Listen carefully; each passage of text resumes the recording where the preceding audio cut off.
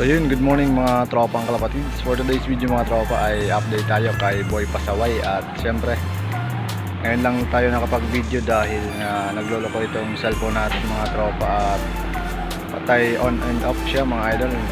Baka dahil sira na yung battery natin mga idol. So yun, ganun po man mga idol ay update tayo kay Boy Pasaway. Hanggang sa ngayon nga mga tropang kalapatids ay hindi pa nakakauwi si Boy Pasaway galing Balayan, Batangas mga idol. At sana safe pa rin si Pasaway ngayon mga idol.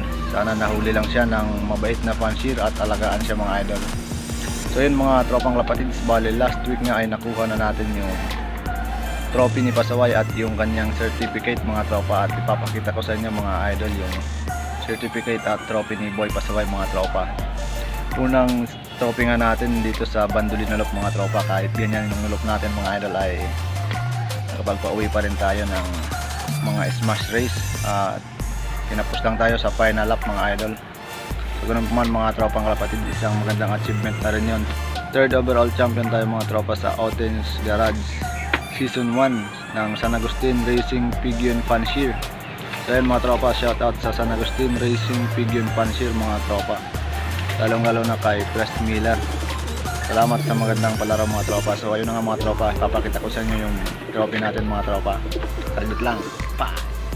So ayun mga tropang kalapatid, ito na nga yung certificate ni Boy Pasaway. Ayan o. Ayan, ayos. Kapag pauwi tayo, nakapanalo rin tayo ng third overall champion sa derby mga tropa. Bali unang sali nga natin sa derby at nakapagpa third overall champion agad tayo mga tropang kalapatids. Ito naman yung trophy niya mga tropa. So ito yung trophy ni Boy Pasaway mga tropang kalapatids. Ayan o. Ayos. Unang trophy sa Baratalok natin mga idol. Shoutout kay Press Miller at sa mga nanalo. Isang magandang laban yung nangyari dahil puro smash race nga mga tropa. Ganun pa man, sana makauwi pa rin si Boy Pasaway sa loop natin. At kung hindi naman ay sana alagaan siya ng bagong amo niya mga tropa.